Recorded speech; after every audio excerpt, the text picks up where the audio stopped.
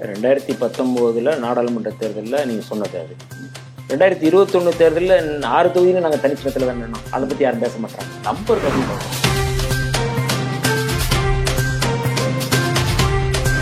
கடந்த முறை 2, இந்த முறை 4 கேட்கறது, இல்லை 4 முடியாது 2 தான், இல்லை அதையும் கூட ஒரு மேலே குறைக்கக்கூடிய ஒரு சூழ்நிலை அந்த மாதிரி இல்லை. அதுதான் நான் ஏற்கனவே சொன்னேன். என் விடுதலை சிறுத்தைகளில் கூடுதலாக ஒருத்தர் போனாருன்னா நீங்கள் வந்து தமிழ்நாட்டு உரிமைக்காக போராடக்கூடிய ஒரு போராடி சொல்லும்ல. நீங்கள் விடுதலை சிறுத்தைகள் சொல்லுங்க, அதை தான் சொல்கிறேன். இப்போ கம்யூனிஸ்ட் கட்சியிலேருந்து போனால் என்ன சொல்லுவாங்க? இல்லை,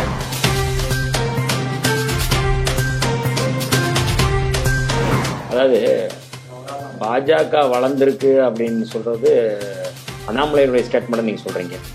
அண்ணாமலை வந்த பிறகு ஒரு வளர்ச்சி இருக்கும், அதை தேர்தலில் அது எதிரொலிக்கும். அது ஒரு மீடியா ஹைப்.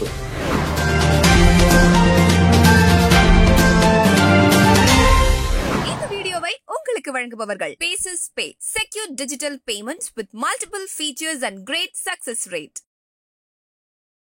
வணக்கம் நேயர்களே, இன்றைய OH தமிழ் உரையாடலில் நம்மோடு விடுதலை சிறுத்தைகள் கட்சியினுடைய துணை பொதுச் செயலாளர், செய்தி தொடர்பாளர் திரு வன்னியரசு அவர்கள். அவரை அன்போடு வரவேற்கிறோம். சார் வணக்கம். எப்படி தொகுதி பங்கீடு பேச்சுவார்த்தைகள்லாம் எந்த அளவில் இருக்குது? முதல் கட்ட பேச்சுவார்த்தை நிறைவடைந்ததாக தலைவர் சொல்லியிருக்கிறாரு. அதாவது பொது தொகுதிகள், தனி தொகுதிகள் 4 இடங்கள் அப்படின்னு.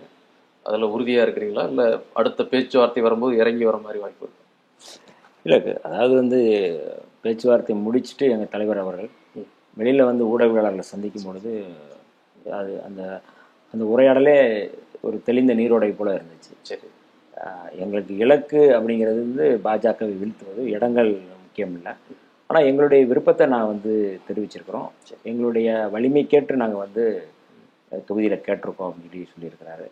அதனால் இந்த தேர்தலில் வந்து பாரதிய ஜனதா கட்சி போன்ற மதவெறி கட்சி அல்லது தேச விரோத கட்சி வீழ்த்துவது அப்படிங்கிறது ஒவ்வொரு ஜனநாயகவாதியுடைய கடமை. அந்த அடிப்படையில் விடுதலை சிறுத்தைகள் அந்த ஜனநாயகத்தை நிறுவுவதற்காக இந்த இடங்களில் வந்து நாங்கள் வந்து தொகுதி கேட்டிருக்கோம். இப்போ தொகுதிகள் கேட்பது அப்படிங்கிறது வந்து ஒரு ஒரு ஒரு தொகுதி கூடுதலாக கேட்பது, 2 தொகுதி கூடுதலாக கேட்பது அப்படிங்கிறது வந்து நாங்கள் எங்களுடைய தனிப்பட்ட நலனுக்காக அல்ல, தமிழ்நாட்டு நலனுக்காக. சரி, நாடாளுமன்றத்தில் போய் நாங்கள் போய் தமிழ்நாட்டு உரிமைகளுக்காக சண்டை போடுறதுக்காக கேட்குறோம். விடுதலை சிறுத்தைகள்லேருந்து ஒரு கூடுதலாக ஒரு உறுப்பினர் போறாரு அப்படின்னா அவங்க வந்து ஒரு போராளியே தான் போக முடியும், ஒரு MP இல்லை. அவர் தமிழ்நாட்டு உரிமைக்காக போராடக்கூடிய ஒரு சோல்ஜர். அந்த அடிப்படையில் நாங்கள் வந்து தமிழ்நாட்டு மக்கள் நலன் கருதி அதை நலன் கருதி கேட்குறீங்க. பட் அந்த இடங்கள் சொல்லும் போது கூட எண்ணிக்கையை தாண்டி இன்னொரு விஷயத்தை பற்றி நிறைய பேசுகிறாங்க. திருமாவளவன் பொது தொகுதிகளையும் இந்த முறை இது பண்ணுறாரு. சட்டமன்றத்தில் நீங்கள் 6 தொகுதிகள் போட்டியிட்டு 4 இதில் வென்றீங்க. அதில் பொது தொகுதிகளும் அடங்கும், 2 பேர் பொது தொகுதிகளிலிருந்து வந்துடுறாங்க. அதே போன்று இந்த முறையும் அந்த கோரிக்கையை அவர் வந்து ரொம்ப முக்கியமாக முன்வைக்கிறார் அப்படின்னு சொன்னால் அதுக்கு ஏதாவது காரணம்? இல்லை, இந்த பொது தொகுதி கேட்கறது வந்து விடுதலை சிறுத்தைகள் பொது தொகுதி கேட்குறாங்க அப்படிங்கிறதே ஒரு சாதி உளவியல் தான். அது ஒரு உளவியல். ஏன் கேட்குறாங்க, ஏன் அவங்க எது கேட்குறாங்க அப்படிங்கிறது என்ன பார்வை? அது அதை பற்றி பேசுகிறாங்களே, அதை பற்றி அதை ஒரு டிபேட் பண்ணுறாங்களே. அப்போ எவ்வளவு வந்து அவங்களுக்கு ஒரு ஒரு பழுதடைந்த ஒரு சாதி உளவியல் இருக்குது அப்படிங்கிறத நம்ம வந்து பார்க்கணும். விடுதலை சிறுத்தைகள் சிதம்பரத்தில் போட்டியிடுறோம் அப்படின்னா வெறும் தலித்துகள் மட்டும் போட்டியிட்டு இது வாக்களித்து வெற்றி பெறலை. தலித் அல்லாத பொது சமூகத்திலிருந்து தான் வந்து வாக்குகள் விழுந்திருக்கு. அப்போ வந்து ஒரு அக்செப்ட் கிடைக்கும். இன்றைக்கி தமிழ்நாட்டில் திமுக அதிமுகவுக்கு அடுத்தபடியாக கருத்தியல் ரீதியாகவும் களத்திலும் வந்து மிக வலிமையாக இருக்கக்கூடிய ஒரு ஆளுமை, ஒரு தலைமை வந்து எங்களுடைய தலைவர் எழுச்சி தமிழர் அவர்கள். கோட்பாட்டு ரீதியாக வந்து பாஜகவை வந்து எதிர்கொள்ளக்கூடிய ஒரு ஒரு மிகப்பெரிய ஒரு கட்சி தமிழ்நாட்டில். நான் விடுதலை சிறுத்தையாக இருந்து நான் பெருமையோடு சொல்ல முடியும், விடுதலை சிறுத்தைகள் தான் முதன்மை கட்சி.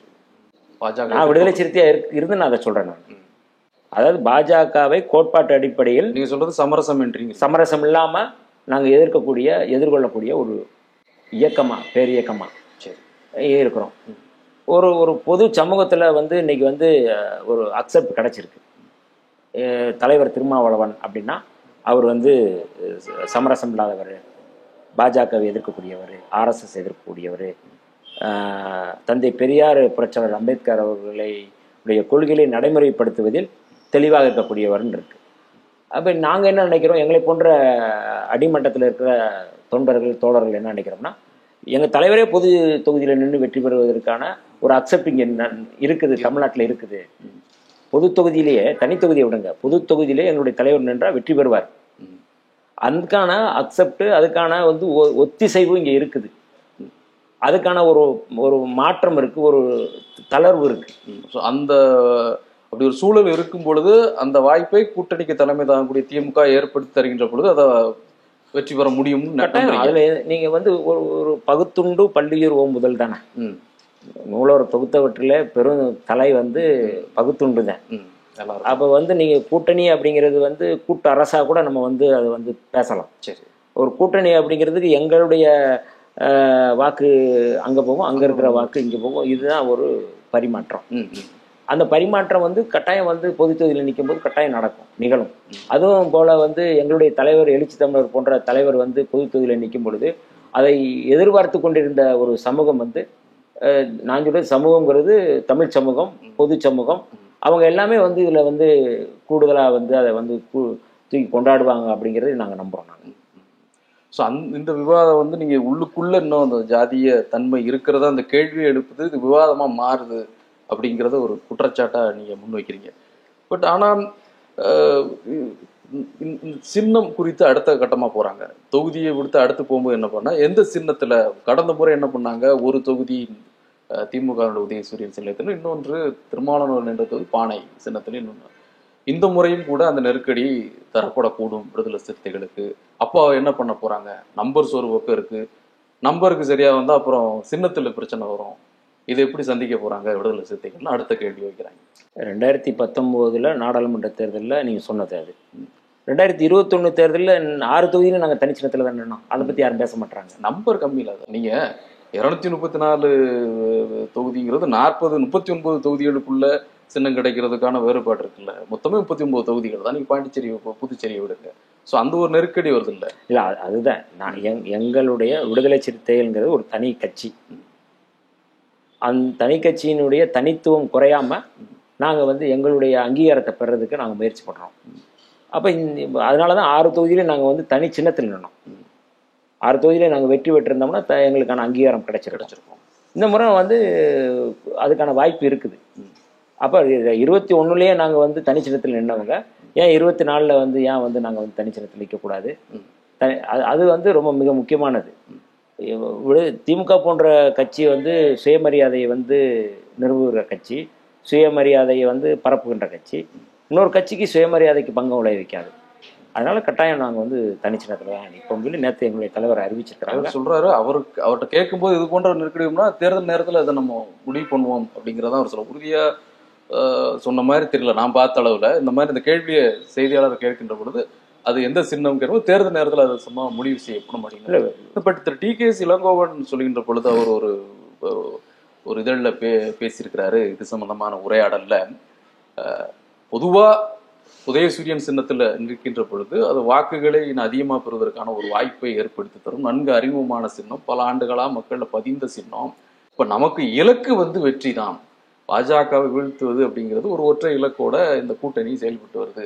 அப்போ இப்போ இந்த சின்னத்தில் நிற்கிறோமா அந்த சின்னத்தில் நிற்கிறோமாங்கிறத விடையும் தாண்டி வெற்றிங்கிறது நமக்கு முக்கியம், அந்த அடிப்படையில் இது கூடுதல் பலமாக இருக்கும் அப்படின்னு அவர் கருத்து முன்வைக்கிறார். அவர் நல்லெண்ணத்தின் அடிப்படையில் வந்து சொல்லியிருக்கிறாருன்னு நாங்கள் புரிஞ்சுக்கிறோம். சரி, விடுதலை சிறுத்தைகள் வெற்றி பெறணும் அப்படிங்கிற அடிப்படையில் புரிஞ்சுக்கிறோம். ஆனால் வந்து உதயசூரியன் சின்னத்தில் போட்டிட்டவங்களே பலர் தோற்றுருக்குறாங்க அப்படிங்கிறதையும் நான் வந்து சொல்ல வேண்டியது இருக்குது. அதனால சின்னம் வந்து புதிய சின்னம் தான், பானை. நாடாளுமன்ற தேர்தல் எடுக்கின்ற பொழுது கடந்த முறை நீங்க தேடி தவிர்த்து எல்லாம் இல்லை, நாடாளுமன்றத்தில் எங்கள் தலைவர் வந்து பானை சின்னத்தில் நின்னார். அது ரொம்ப ரொம்ப சிரமம் தான். அதை வந்து நம்ம மக்கள்கிட்ட கொண்டு போகிறதுல சேர்க்கறதுல காலமும் இல்லை. ஒரு 15 நாள் இடைவெளியில நாங்கள் போய் சேர்த்தோம். இந்த முறை அதுக்கான வாய்ப்பு வந்து நிறைய இருக்கு. அது நீங்க சொல்றீங்களா? இப்போ இந்த விஷயத்தை தான் மறுபடியும் சொல்றாங்க. ஒப்பீடே வந்து சிதம்பரத்தையும் அதே போன்று விழுப்புரத்தையும் சிதம்பரத்தையும் ஒப்பிட்டு பார்க்குறாங்க. சிதம்பரத்தினுடைய வாக்குகள் எவ்வளவு, விழுப்புரத்தில் எப்படி ரவிக்குமார் அவர்கள் பெற்ற வாக்குகள் என்ன, மிக குறைந்த வாக்குகள் தான் வித்தியாசம். 2500 கிட்டத்தட்ட ஒரு 2500 வாக்குகள் தான் வித்தியாசம். காரணம் என்னன்னா திருமாவளவனோட ஏற்கதில்லை, சின்னம் தான் அங்கே பிரச்சனையாக இருந்துச்சுங்கிற ஒரு விஷயத்தை முன்வைக்கிறாங்க. இல்லை, நீங்கள் சொல்கிற அந்த இது கரெக்ட் தான். அதாவது வந்து உதயசூரியன் சின்னத்தில் நின்னார், அதனால் எளிதாக வெற்றி பெற்றார் அப்படிங்கிறத வந்து சொல்கிறீங்க. எங்களுக்கு வந்து இந்த தேர்தல் அப்படிங்கிறது வந்து விடுதலை சிறுத்தைகள் கட்சி தேர்தல் பாதைக்கு வந்து 25 ஆண்டுகளாக நாங்கள் வந்து வெல்லும் ஜனநாயக மாநாட்டில் நடத்தும் பொழுது வெள்ளி விழாவுக்கான மாநாட்டில் ஒரு மிக முக்கியமானதாகவும் நம்ம அதை அறிவிச்சு பண்ணோம். அதனால் இந்த முறை நாங்கள் ரிஸ்க் எடுக்கிறது அப்படிங்கிறது தலைவர் வந்து சொல்லிட்டாரு. அவர் மட்டும் இல்லை, எல்லா முன்னணி தோழர்கள், அடிமட்டத்தில் இருக்கிற தொண்டர்கள் எல்லோருமே வந்து நம்ம வந்து தனிச்சின்னத்தில் நிற்கணுங்கிறது தொண்டர்களுடைய விருப்பம். அந்த விருப்பம் வந்து நிறைவேறும். அந்த விருப்பத்தின் அடிப்படையில் தான் வந்து எங்கள் தலைவர் அவர்கள் முடிவெடுப்பாங்க. இப்போ நீங்கள் சொல்கிறது வந்து ஒரு சுயமரியாதை, இந்த கட்சிக்கு எப்படி திமுக சுயமரியாதை குறித்து எப்படி பேசுகிறாங்களோ அது போன்று ஒவ்வொரு கட்சிக்கும் ஒரு சுயமரியாதை இருக்குது. அந்த சுயமரியாதைக்கு திமுக முக்கியத்துவம் கொடுக்கணும்னு சொல்ல வரீங்க? ஆமாம், அதாவது தனித்தனி பார்ட்டி கூட்டணியாக வச்சுருக்கிறோம். வாக்குகள் இங்கேருந்து அங்கே மாறும், அங்கேருந்து இங்கே மாறும். ஒரு பொது சின்னத்தில் நாங்கள் வந்து தனிய சின்னத்தில் நிற்கும் பொழுது ஒரு பொது சமூகத்திலிருந்து இருக்கிற அக்செப்ட் கிடைக்கிது. திமுகவும் வந்து அதில் வந்து எங்களுக்கு உறுதுணையாக இருந்தாங்க, இப்போவும் இருக்கிறதுக்கு வாய்ப்பு இருக்குது. ஏன்னா பொது எதிரி ஒரு ஆபத்தான ஒரு சக்தியாக இருக்குது, அதை நம்ம வீழ்த்த வேண்டிய தேவை இருக்குது. அப்படிங்கிற அடிப்படையில் இந்த முறை அதுக்கான பிரச்சனை எழாது, நெருக்கடி தரமாட்டாங்க அப்படிங்கிறத நாங்கள் நம்புறீங்க. ஒருவேளை கடந்த முறை போட்டு தொடருது அப்படின்னு சொன்னால் விடுதலை சிறுத்தைகள் என்ன முடிவு எடுப்போம்? இல்லை, எங்கள் தலைவர் சின்னம் இது ஒரு மறுபடியும் 1+1 அப்படிங்கிற மாதிரி. இல்லை, அது எங்கள் தலைவர் என்ன முடிவு எடுக்கிறாரோ அதை நாங்கள் வந்து அக்செப்ட் பண்ணுற ஆட்கள். ஆனால் எங்களுடைய விருப்பம் வந்து தனி சின்னத்தில் நிற்கணும் அப்படின்னு சொல்லி நாங்கள் தலைவர்கிட்ட வலியுறுத்துவோம். அவ்வளோதான். உங்கள் தலைவர் உங்கள் கட்சி அந்த அடிப்படையில் நாங்கள் பேசுவோம். அது எங்கள் தலைவர் வந்து தலைமையில், திமுக தலைமையில் பேசுவாங்க. தனி சின்னத்தில் அவங்கவுங்க சின்னத்தில் நிற்கணும் அப்படிங்கிறத எல்லோருடைய விருப்பமும். அந்த விருப்பம் கட்டாயம் வந்து நிறைவேறும். அதே போன்ற அந்த நம்பர்லையும் பிரச்சனை இல்லை உங்களுக்கு. ஒரு கடந்த முறை 2, இந்த முறை 4 கேட்கறது, இல்லை 4 முடியாது 2 தான், இல்லை அதையும் கூட ஒரு மேலே குறைக்கக்கூடிய ஒரு சூழ்நிலை அந்த மாதிரி இல்லை. அதுதான் நான் ஏற்கனவே சொன்னேன். எங்கள் விடுதலை சிறுத்தைகளில் கூடுதலாக ஒருத்தர் போனாருன்னா நீங்கள் வந்து தமிழ்நாட்டு உரிமைக்காக போராடக்கூடிய ஒரு போராடி சொல்லும்ல. நீங்க விடுதலை சிறுத்தைகள் சொல்ல அதான் சொல்றேன். இப்போ கம்யூனிகேஷன்ல இருந்து போனா என்ன சொல்லுவாங்க? இல்ல, இடதுசாரிகள் நீங்க நாங்க மக்கள் குரலை தான் சொல்ல போறோம், எங்களுக்கு கூடுதல் இடங்கள். நீங்க கடந்த கால போராட்ட வரலாறு பூரா பாத்தீங்கன்னா தமிழ்நாட்டில் எந்த கட்சியும் செய்யாத போராட்டங்கள் நான் நடத்தியிருக்கோம். இல்ல, நீங்க அதை கூட்டணியோடு சேர்ந்து தனித்தே போராட்டங்கள் முன்னெடுக்கிறீங்க. அது வந்து யாருமே இல்லை, இது வந்து பொது சமூகமே ஏற்றுக்கொள்ளும். நான் சொன்ன கருத்தை நான் சொல்லலை. நீங்க விடுதலை சிறுத்தைகள்ல இருந்து ஒரு சட்டமன்ற உறுப்பினர், விடுதலை சிறுத்தைகளிலிருந்து ஒரு நாடாளுமன்ற உறுப்பினர், விடுதலை சிறுத்தைகளிலிருந்து வந்து ஒரு ஊராட்சி மன்ற தலைவர், மற்ற கட்சிக்கும் இதுக்கு ஒப்பிடும் பொழுது விடுதலை சிறுத்தைன்னா அதுக்கான ஐடென்டிட்டி வந்து ஒரு போராட்ட அடையாளமாக தான் வந்து சொல்லுவாங்க. அப்போ இது வந்து நாங்கள் கேட்குறது அப்படிங்கிறது எங்களுக்காக கேட்கல, தமிழ்நாட்டு உரிமைக்காக கேட்குறோம், தமிழ்நாட்டு மக்களுக்காக கேட்குறோம். ஒரு மிக மோசமான ஒரு பயங்கரவாத கட்சியாக கூட பாஜக வீழ்த்தக்கூடிய வலிமை வந்து கோட்பாட்டு அடிப்படையில் எங்கள்கிட்ட இருக்குது. அப்படிங்கிறதுனால நாங்கள் அதை கேட்குறோம். இதை கொடுப்பது வந்து தமிழ்நாட்டுக்கு நல்லது அப்படிங்கிற அடிப்படையில் நாங்கள் கேட்குறோம். கொஞ்சம் முன்ன பின்ன ஆனால் கூட அதை நீங்கள் உங்களுடைய குரல் வந்து தொடர்ந்து ஒழிச்சுக்கிட்டே இருக்குங்க. ஆமாம், அதில் நாங்கள் அது போன முறை 10 கேட்டோம், 12 கேட்டோம், 6 கொடுத்தாங்க. பொது எதிரியை வீழ்த்தணும் அப்படிங்கிறது தலைவர் அவர்கள் வந்து அதில் வந்து சமரசம் பண்ணிக்கிட்டாங்க. இந்த முறை வந்து திமுக கூட்டணியில் நம்ம இருக்கிறோம். எங்களுடைய வலிமைக்கு ஏற்றவாறு நாங்கள் கேட்குறோம். இந்த வலிமைக்கு ஏற்றவாறு நாங்கள் கேட்ட தொகுதியே குறைவு தான். தலைவர் வந்து 3 தனித்தொகுதி ஒரு பொது தொகுதி கேட்குறாரு. இதுவே எங்கள் வலிமை கேட்டுறது குறைவு தான். நாங்கள் அதிகமாக கேட்டிருக்கோம். ஆனாலும் வந்து கூட்டணி கட்சிகளுடைய ஒத்திசைவு, கூட்டணி கட்சிகளுடைய நிலை, அவங்களுக்கெல்லாம் சீட்டு கொடுக்கணும், தலைமை கொடுக்கணும் அப்படிங்கிறத அதை புரிஞ்சுக்கிட்டு நாங்கள் வந்து கேட்குறோம். எங்களுடைய வலிமைக்கு இந்த 3 தொகுதி வந்து குறைவு அப்படிங்கிறது எங்களுடைய கருத்து.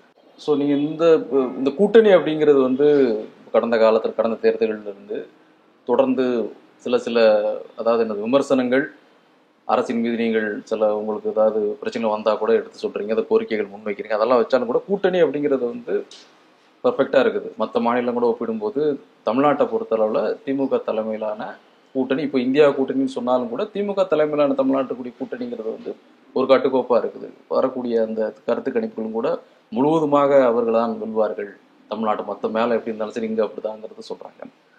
ஸோ இது கட்டுக்கோப்பாக அந்த கூட்டணி இருக்குது அப்படிங்கிறதுல வந்து இருவேறு கருத்துக்கள் இல்லை.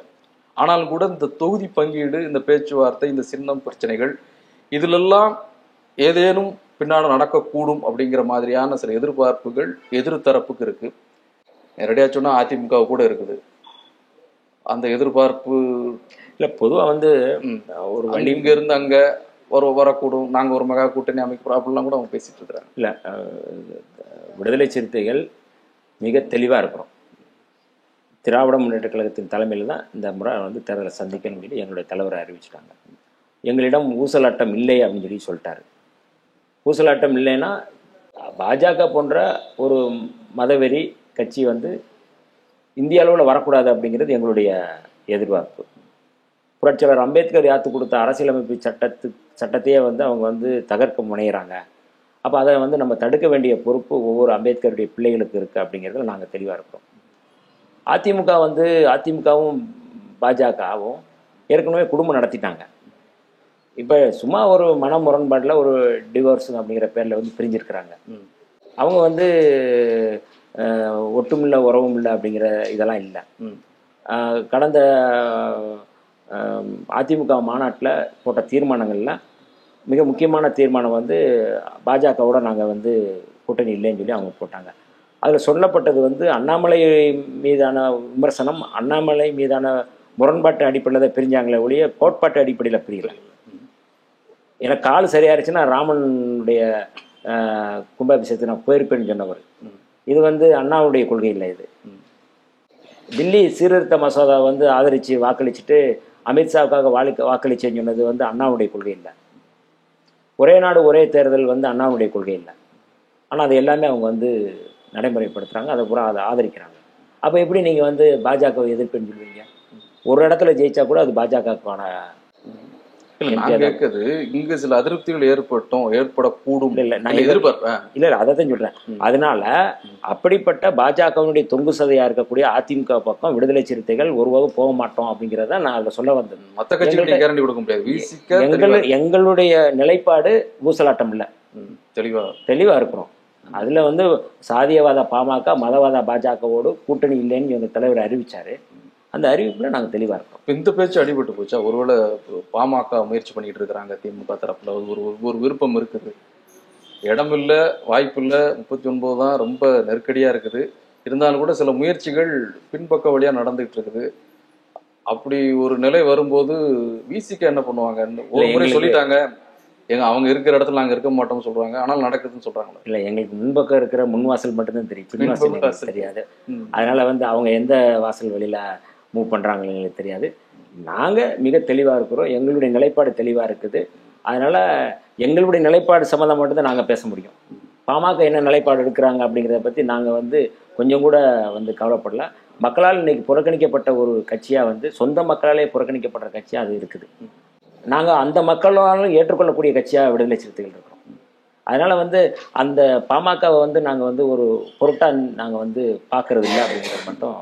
ஸோ இந்த தேர்தலில், வரக்கூடிய தேர்தலில் வந்து கடந்த தேர்தலை விடவும் பெரிய அளவில் அதாவது வெற்றி பெற்றுவாங்கன்னு சொல்லி எல்லாருமே சொல்கிறாங்க. இடங்கள் பெரும்பான்மையான இடங்கள் அல்லது அனைத்து இடங்களுமே இந்த கூட்டணி தான் வெளில போகுதுங்கிறது சொல்லிட்டு இருக்கிறாங்க. கடந்த முறையை விடவும் வாக்கு சதவீதம் அதிகமாக பெறக்கூடுமா அப்படிங்கிற ஒரு கேள்வி இருக்குது. அதுக்கு காரணமாக வைக்கக்கூடிய 2 விஷயம்.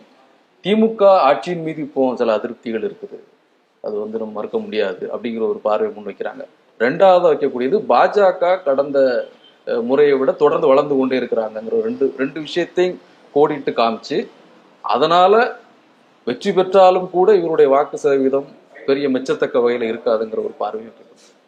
அதாவது பாஜக வளர்ந்துருக்கு அப்படின்னு சொல்றது அண்ணாமலையுடைய ஸ்டேட்மெண்ட் நீங்க சொல்றீங்க. அண்ணாமலை வந்த பிறகு ஒரு வளர்ச்சி இருக்கும், அதை தேர்தலில் அது எதிரொலிக்கும். அது ஒரு மீடியா ஹைப்பு. மீடியா வந்து டெய்லி வந்து மெயின் ஸ்ட்ரீமில் வந்து இருக்கணும் அப்படிங்கிறதுக்காக அவர் வந்து பேசுகிறாரு. எந்த இடத்துலையும் வந்து நீங்கள் வந்து அப்போனா தனிச்சே நிற்கலாம்ல. வளர்ந்துருக்குறோம் அப்படின்னா மோடியினுடைய எங்களுக்கு வந்து செல்வாக்கு இருக்குது, பாஜக வளர்ந்துருக்கு அப்படின்னா இந்தியா முழுக்க பாஜக வந்து வளர்ச்சி இல்லை அப்படிங்கிறது அவங்க ஸ்ட்ராட்டஜிலே நமக்கு தெரியுது. எந்த இடத்துல அவங்க தனிச்சு நின்னதே இல்லை. உத்தரப்பிரதேசில் அவங்க தனிச்சு நின்றுருக்காங்களா? குஜராத்தில் அவங்க தனிச்சு நின்றுருக்கிறாங்களா? மத்திய பிரதேசில் அவங்க தனிச்சு நின்னாங்களா? ஒரு கட்சியை வந்து மாநில கட்சியை வந்து கூட்டணி வைப்பது அல்லது இந்த கூட்டணியை உடைக்கிறது. உத்தவ் தாக்கரேயோட வந்து நீங்கள் வந்து கூட்டணி வச்சீங்க, அவர் வந்து முடியாதுன்னு சொன்னதுக்கப்புறம் அங்கே இருக்கிற ஏக்நாத் சிண்டையை நீங்கள் உடைக்கிறீங்க. சரத்பவாரோட நீங்கள் வந்து முரண்பாடு இருக்குது, அஜித் பவாரை கூட்டு வந்து நீங்கள் கட்சியில் சேர்க்குறீங்க, அவர் நீங்கள் அமைச்சராக்குறீங்க. அசாமில் வந்து நீங்கள் வந்து ஹிமாந்த் பிஸ்வா சர்மா, அவர் வந்து காங்கிரஸில் அமைச்சராக இருந்தார் நீர்வளத்துறையில், அவர் 300 கோடி ரூபா வந்து ஊழல் செஞ்சாருன்னு சொல்லி நீங்கள் இடி வழக்கு பண்ணிச்சு, எஃப்ஐஆர் போட்டாங்க. அந்த அவரை கூட்டு வந்து நீங்கள் வந்து இப்போ முதலமைச்சர் ஆக்கியிருக்கிறீங்க. ஆனால் எந்த எஃப்ஐஆருமே போடாத வந்து ஜார்க்கண்ட் முக்தி மோர்ச்சானுடைய தலைவர் வந்து நீ ஹேமந்த் சோரனை வந்து நீ கைது செய்கிறீங்க, முதல்வராக இருக்கும்போது கைது செய்கிறீங்க, இவர் மேலே எஃப்ஐஆரே போட்டிருக்கு, இவர் மேலே எஃப்ஐஆர் போடலை. அப்போ நீங்கள் வந்து என்ன உங்களுடைய நிலைப்பாடு என்ன? எல்லா மாநிலங்களில் வந்து ஈடியை வந்து நீங்கள் கூலிப்படையாக மாற்றுறீங்க, என்ஐஏ வந்து நீங்கள் கூலிப்படையாக மாற்றுறீங்க, சிபிஐ நீங்கள் கூலிப்படையாக வைக்கிறீங்க, நீங்கள் அச்சுறுத்தி நீங்கள் வந்து அவங்கள வந்து மாநில கட்சிகளை உடைப்பது சிதைப்பது. நீங்கள் ஒன்றும் இங்கே வா, இல்லைன்னா நீ வந்து உள்ளே போகணும். இது வந்து இதுவாக வந்து ஒரு ஒரு வளர்ச்சி. அதனால் இது வளர்ச்சி இல்லை, இது வந்து ஒரு யானைக்கால் வியாதி. இது வந்து கட்டாயம் வந்து வந்து பெரிய மாற்றத்தை தமிழ்நாட்டில் இந்த முறை பாருங்களேன், வட மாநிலங்களே இவங்க சொல்கிறாங்க, ஒரு ஒரு ஒரு ஹைப்பை உருவாக்குறாங்க. அதுக்கான வாய்ப்பு குறைவு அப்படிங்கிறதுக்கு கடந்த 10 ஆண்டுகளில் பாஜக ஆட்சி செஞ்சிருக்கு. நாங்கள் இந்த வளர்ச்சி செஞ்சுருக்கிறோம்னு அவங்களால சொல்ல முடியுதா? ராமனை தானே கொண்டு வந்து நிறுத்துறாங்க. அந்த கருத்து கணிப்புலேயே என்ன சொல்கிறாங்க, 40% வந்து ஏன் நீங்கள் பாஜகவுக்கு ஓட்டு போடுறீங்கன்னா இவங்க செஞ்ச நல்லதுக்கு ஓட்டு போடல, அல்லது இவங்க செஞ்ச சாதனைக்கு ஓட்டு போடல, ராமன் அப்படிங்கிறதுக்காக கும்பாபிஷேகம் நடத்துனாங்க அப்படிங்கிறதுக்காக ஓட்டு போடுறாங்க. அப்போ வளர்ச்சி அப்படிங்கிறது எதுவுமே இல்லை. நான் சொல்கிறது, அவங்க நீங்கள் வந்து ஒவ்வொன்றுலேயும் சரி, அவனுக்கு ஆண்டுக்கு 2 கோடி பேருக்கு வேலை வாய்ப்பு தர முடியுது. 2014 வாக்குறுதி கொடுத்தாரா இல்லையா? முடிஞ்சாது. 2022க்குள்ளே நாங்கள் அதை செய்வோம் சொன்னார், முடிஞ்சாது. வீடு எல்லாருக்கும் வீடு கொடுப்போம் இது சொன்னாங்க. டாய்லெட் இல்லாத வீடுகள் இல்லைன்னு சொன்னாங்க, அது கொடுத்துட்டாங்களா? நீங்கள் பாஜக வளர்ச்சி தமிழ்நாட்டில் எதுவுமே இல்லை, அது நாடு முழுக்க அதுதான் இருக்கு அப்படின்னு சொல்றீங்க. ஸோ அந்த ஸ்டேட்மெண்ட் ஓகே. அப்போ அது இங்க இருக்கக்கூடிய அதிருப்தி எங்களுக்கு பலமா அமையக்கூடும் சொல்லி இந்த தரப்பு சொல்றாங்க. இல்ல அதிருப்தி அப்படிங்கிறது அதிருப்தி இல்ல அது நாடாளுமன்றத்தில் எதிரொலிக்க இல்ல அதிருப்தி அப்படிங்கிறது இருக்கும் எல்லா மாநிலங்களிலும் எல்லா ஆட்சியாளர்கள் மீதும் அதிருப்தி இருக்கும். ஆனா அந்த அதிருப்தி மக்களை பாதிக்கக்கூடியதா இருக்கா அப்படிங்கிறத பார்க்கணும். அந்த அதிருப்தி மக்கள் விரோத சட்டங்களை கொண்டு வந்ததுனால இருக்கான்னு பார்க்கணும். நீங்க வந்து விவசாயிகள் சிப்காட்டில் வந்து மேல்மால வந்து விவசாயிகள் சிப்காட்டுக்கு எதிராக போராடும் போது 7 பேர் மீது குண்டர் தடுப்பு சட்டம் போடுது திமுக அரசு.